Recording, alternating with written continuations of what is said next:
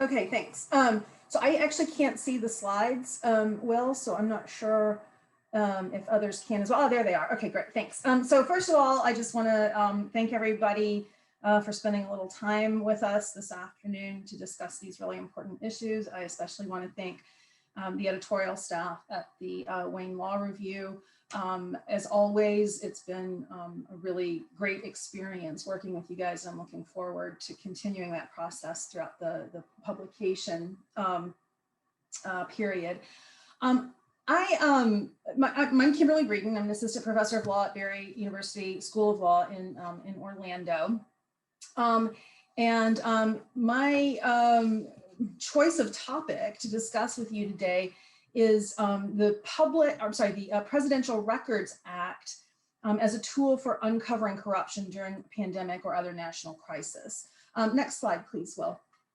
So the Presidential Records Act is a federal statute that, excuse me, essentially would, if it had proper enforcement and oversight mechanisms, would allow both backward-looking reflection about any processes that may have fostered corruption or malfeasance or misfeasance during some of the things that Tyson mentioned, for example, supply chain issues or issues relating to medical supplies themselves, vaccine development and distribution, things of that sort. And anti-corruption scholars have, recognized worldwide that during periods of national crisis, including pandemics, there are more opportunities for corrupt officials to engage in corrupt conduct and for non-corrupt officials to fall into corruption, right? So these anti-corruption experts essentially recommend identifying any existing institutional weaknesses that create opportunities for corruption and that draw resources away from robust oversight. And part of the idea of this is by minimizing opportunities for corruption, it's important to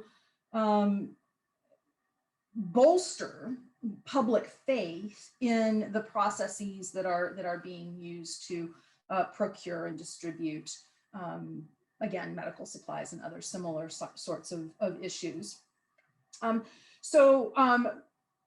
addition to this backward-looking reflection, a properly preserved presidential records during a pandemic or other national crisis allows for forward-looking planning about ways to modify these processes, right? Recognizing the institutional weaknesses and then finding ways to fill in the gaps and to bolster those institutional weaknesses. And then finally, if we have properly preserved presidential records, to the extent that there has been wrongdoing, they may provide guideposts for identifying wrongdoers and potential evidence for bringing wrongdoers to account. The problem, though, is that the way the current Presidential Records Act is drafted lacks sufficient oversight and enforcement mechanisms. Next slide, please. Just as a brief way of background for the Presidential Records Act, in the aftermath of President Nixon's administration, there were credible reports that President Nixon sought to destroy inculpating evidence involving his role in the Watergate scandal, in the break-in and cover-up of the Watergate Hotel. And Congress caught wind of this and immediately passed the first version of the Presidential Records Act that enabled members of Congress to seize the records that President Nixon wanted destroyed. And then a few years later, the Presidential Records Act was amended again to provide a more thorough framework for creating and preserving and maintaining presidential records. The first Presidential Records Act was the first time that Congress had declared that presidential records are in fact owned by the United States. Until that time, the records were considered to be owned by the individual presidents, and any release to the public was left solely to their discretion, with no ability for the National Archivist or Congress or any other entity to designate records or ensure that they were preserved for posterity. So after this declaration that presidential records are in fact owned by the United States, the Presidential Records Act also imposes a duty on the president to record and preserve relevant records. And we'll talk about that in a little bit more detail in a second. But the functions of the Presidential Records Act are twofold. One is the one that I think most people think about with respect to the Presidential Records Act, and that is a record of historic preservation, right? It creates a record of archives that the public and academics and congressional staffers and anyone else can have access to again, a backward-looking sort of investigation into a particular period of time or a particular instance during a president's tenure. But the other important function of the Presidential Records Act is an anti-corruption function. It's the function of providing some degree of transparency and accountability into the conduct of the president and his close aides and advisors while he's in office. Next slide, please. So the broad relevant provisions of the Presidential Records Act require an incumbent president to, quote, take all such steps as may be necessary to assure that certain documents are certain activities and decisions and policies and whatnot are, quote, adequately documented, right? And so these, the things that have to be adequately documented under the statute are the activities, deliberations, decisions, and policies that reflect the performance of the president's constitutional, statutory, or other official or ceremonial duties. The other requirement imposed on an incumbent president is to ensure that such records are preserved and maintained pursuant to other provisions in the Presidential Records Act. So you can see that the mandate in the Presidential Records Act is actually quite broad, right? The kinds of things that need to be preserved and maintained cover kind of everything, right? Next slide, please.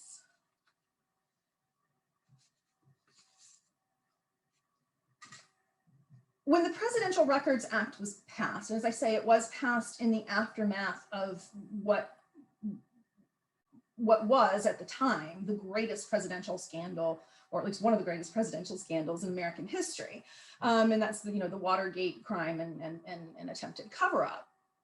But the Presidential Records Act does create a framework that gives the president and the executive branch fulsome power and authority over the records that are created and preserved. And in the the past, really in the past couple of years, but primarily since the COVID crisis hit, there have been recent concerns about compliance in the White House, particularly with respect to Donald Trump's son-in-law and senior White House advisor, Jared Kushner, and the role that he has played in various policy makings, but in particular, or policymaking undertakings, but in particular, the role that he played in what came to be known as a shadow task force.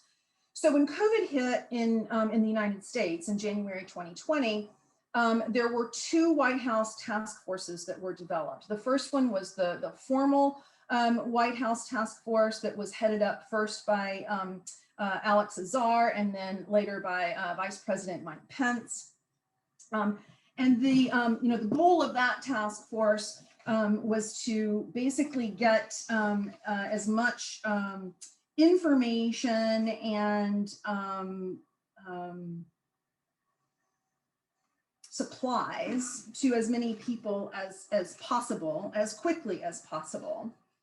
And for some reason, and it's unclear why, to this day, it's unclear why, there was also a shadow task force that was created. And the shadow task force is sort of an informal task force that was comprised of people outside of government, right? The official task force was comprised of government officials, national security advisors, medical specialists, public health experts. The shadow task force was comprised, apparently, we think, of bankers, business representatives, and other private industry professionals. But again, we don't know the exact composition of the shadow task force because it was operating in the shadows, right? It was operating off the books and also operating using non-governmental email accounts. So the communications part of the shadow task force became a focus of reporters and congressional overseers. And one of the things that became clear is that the use of private emails was impeding the ability of the shadow task force to perform the goals, to achieve the goals that it ostensibly had set for itself. Because those suppliers and people responsible for facilitating the supply chain didn't know whether these were actually really communications from government officials, or they were simply private individuals trying to scam in some way, right? It was unclear, and so there were a lot of problems on that front. But in addition, there may have been, and I really want to stress that I'm not accusing anyone of corrupt conduct, but there is some concern that because the shadow task force officials were operating off the books and using private emails, anti-corruption experts say that these are sort of red warning flags of indicia of possible public corruption. Noah Bookbinder, who is the executive director of Citizens for Responsibility and Ethics in Washington, in a letter to the director of the United States Office of Government Ethics, asked for investigation into the shadow task force, saying that the members were making life and death decisions using the vast power of the federal government without any oversight, therefore leaving people in the dark about whether they were acting in the public's best interest or their own. And so one of the ways that we could find out some answers to this question about whether there was any possible corruption or malfeasance or misfeasance is to investigate the communications that were undertaken by the shadow task force. But there are problems with the preservation of these records. Primarily, and I think most publicly, there was pushback from the White House. Instead of using government emails, for example, or forwarding all communications from non-government email accounts to government email accounts for the purposes of preservation, members of the task force were screenshotting their email communications and other communications and sending the screenshots over to government officials for preservation. And so that raises questions about whether or not the screenshots were providing complete and thorough representation of all of the communications that had taken place. Other issues related but different are the use of apps that erase communications as soon as they are read. Famously, Jared Kushner is known to have used WhatsApp for his communications with a variety of individuals, but also as part of his activities with the task force, and other shadow task force members also used WhatsApp. And so there were questions about, what are we missing here? And as I said earlier, the importance of ensuring that we have full and accurate records is to make sure that all of the activities undertaken by the Shadow Task Force were in fact undertaken in the public's best interest and not in the private interests of those who were involved in the Shadow Task Force. Next slide, please. So that brings us back then to the Presidential Records Act. Now, Presidential Records Act requires the president to create and preserve records. And presidential records, thanks, Will. Presidential records are defined for you on this screen. And again, you can see that's a very, very broad definition here, right? Documentary materials created or received by the president's immediate staff, or a unit or individual, the executive office of the president, whose function is to advise or assist the president in the course of conducting activities which relate to or have an effect upon the carrying out of constitutional, statutory, or other official or ceremonial duties of the president. Again, very, very broad definition here. And in turn, the term documentary materials includes the list that you see on the screen, and I won't read that to you, but again, you can see that the goal is to capture as much as possible, right? So even though the Presidential Records Act, thanks, Will, even though the Presidential Records Act defines presidential records very broadly, it also provides that not all records that are created have to be preserved. So upon determining that certain records no longer have any administrative, historical, it should say informational, not information, informational or evidentiary value, a president has discretion to dispose of those records. Now, he's supposed to consult with the National Archivist and get the National Archivist's written opinion about whether or not the records should be disposed of. In other words, whether or not the records still do perhaps have administrative, historical, informational, or evidentiary value. And if the archivist determines that the records would be of interest to Congress or are of public interest, then the archivist is required to inform the president that the archivist is going to consult with specified congressional committees. Throughout this entire process, the archivist serves only an advisory role. The archivist has no oversight responsibilities or powers and no enforcement responsibilities or powers. If the archivist decides that he or she should consult with Congress and informs the president that he's going to do so, then the only responsibility that the president has at that point is to inform Congress of the disposal schedule that the president plans to follow, and it has to do so within specified timeframes. But there's nothing that requires the president to do anything more than notify Congress of that disposal schedule. Now, records that otherwise may fall within the scope of the Presidential Records Act and therefore will eventually be made available to the public may nevertheless still be delayed for public disclosure if they fall into, if any of the records fall into one of 6 categories. So before the end of each term in office, the president may designate any materials that he thinks fall within any one of these 6 categories as being protected from public access for up to a 12-year period. And so some of these categories include things like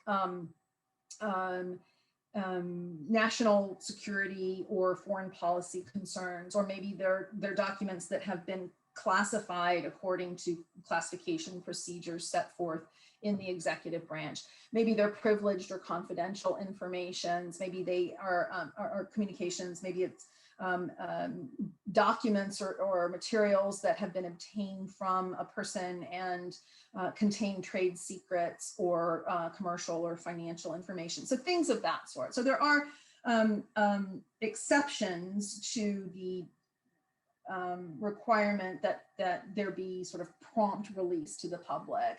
But even those exceptions are subject to their own exemptions. And so there are provisions that allow Congress and the judicial branch to gain access to certain materials as long as they don't run afoul of privileges and other concerns. Next slide, please. So what if we assume the worst of our president and his or her close advisors, right? I mean, there's an assumption that even after President Nixon, who operated in bad faith on many of these issues, or at least operated, to protect his own interests, the Presidential Records Act still operates as an honor system. It was set up to operate as an honor system. But what if we don't have an honorable person in office, right? What if we have a person who's perfectly willing to use and abuse the powers of office to protect any wrongdoing that he or his aides or associates have engaged in? What if the president or his close aides and advisors want to hide wrongdoing? What's to stop them from not creating the presidential records to begin with? What's to stop them from disposing of them without following the consulting requirement with the archivist? What's to stop a president from bringing pressure to bear on an archivist who does report to the president, is appointed by the president, confirmed by the Senate? What's to stop the president from bringing pressure to bear on an archivist to provide a written confirmation that the records no longer provide the relevant values that would allow the president to dispose of the records? So all of these questions, sort of prompt us to look at the statute and say, well, what are the oversight and enforcement mechanisms in the Presidential Records Act itself? And there really aren't any. Again, the PRA purportedly mandates recordation and preservation. It purportedly mandates consultative processes with the archivist and with Congress, but there's nothing to hold accountable any individuals in these processes who just choose not to comply. But also importantly, the Presidential Records Act vests the president with virtually unlimited discretion to dispose of the records. And complicating that is the fact that the courts have determined that they have very little role in adjudicating Presidential Records Act disputes. Next slide, please. So there are a number of oversight and enforcement gaps, and these are just a few of ones that I sort of pulled out for purposes of this discussion today.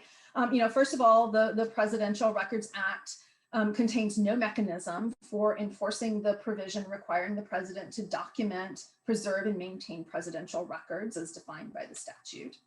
Second, the Presidential Records Act contains no mechanism for enforcing the provision requiring the president to obtain the archivist's written views concerning the proposed disposal of presidential records, nor is there any penalty imposed for failing to do so. Third, the Presidential Records Act contains only vague guidelines for when the archivist should consult with Congress regarding the proposed disposal of particular presidential records of an incumbent president. And it contains no mechanism for enforcing the consultation provision or, again, for imposing any sanction or penalty on the archivist for failing to follow the consultative process. And finally, if the archivist does inform the president of the archivist's intent to request advice from Congress about the proposed disposal, the only obligation the president has at that point is to notify Congress in advance of the schedule that he plans to follow for disposing the documents. And again, there is no penalty for failing to notify Congress or failing to follow the schedule of disposal that the president gives Congress. In addition, the courts have taken a very hands-off approach. Judicial interpretations of the Presidential Records Act reinforce problems with reliance on the honor system for implementation of the statute. The courts have consistently held that the incumbent president has plenary power over management of presidential records during his or her term of office, including broad discretion in determining which records to preserve or destroy. The courts have said there are a few very narrow legal issues that are amenable to judicial intervention, including reviewing guidelines about which records qualify as presidential records under the Presidential Records Act. But by and large, the courts have been very hands-off in this area. Next slide. And so on the basis of those observations, there are at least 4 categories of recommendations for, I think, for Congress to consider revising, amending the statute to bolster the strength of the statute, both for purposes of historic preservation, but from my perspective, more importantly, for purposes of anti-corruption transparency goals, particularly as we see how pandemics and other national crises create a very ripe environment for potential corrupt conduct by government officials and those sort of affiliated with them. So the first category concerns the roles of the National Archivist and NARA, the National Archives and the National Archives and Records Agency. Congress should consider conferring enhanced rulemaking, oversight, and enforcement authority in NARA, directing the archivist to promulgate specific standards that a president must follow for records management and preservation of both hard copy records and also electronic records. The second category involves the role of the judiciary.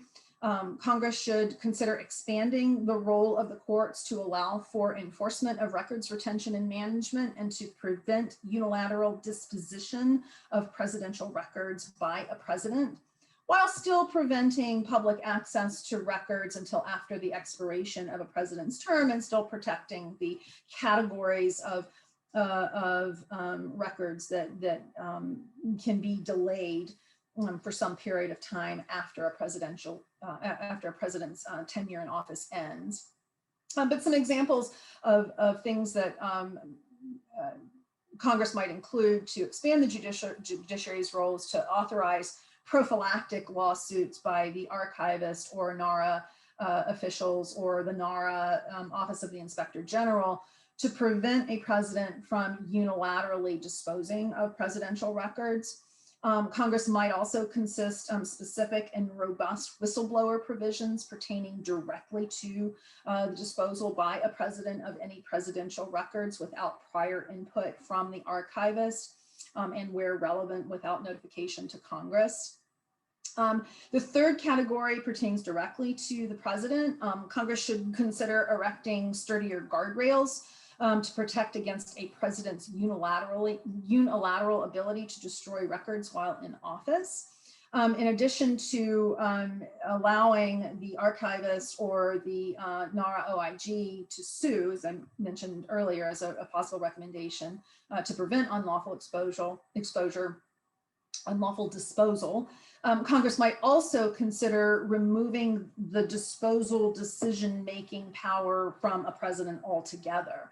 And one option in this regard, would create more administrative work, but it might be worth the trade-off, and that would be to require a president to turn over all records to NARA, or perhaps to an independent nonpartisan body or panel of some sort for review, with disposal decisions made in accordance with specified standards, including an opportunity for public comment, for example. The fourth and final category that's ripe for congressional review is the lack of any sanction or penalty for institutional actors, and my focus especially is on a president, for a president or his staff, for a president's failure to comply with the current mandates of the Presidential Records Act. So Congress could consider filling this gap by removing the power of a president to destroy or otherwise dispose of presidential records without sanction, regardless of whether he or she complies with the Presidential Records Act's requirements to obtain the archivist's views. Relatedly, Congress might consider requiring the president abide by the archivist's views, or might consider prohibiting the disposal of presidential records without the express consent of Congress. So these are just a few ideas. Next slide, please. This is by no means, filling in these gaps is by no means going to eliminate the opportunities for corrupt conduct during times of national crisis. But this is one area where gap could be, I think, fairly easily filled. Now, there are separation of powers concerns. My paper specifically and expressly leaves those for another time. But I think this is a good way to just sort of get the ball rolling, get the what's what I'm looking for, get the juices flowing and get discussion prompted. So I look forward to your questions, and thank you for your time.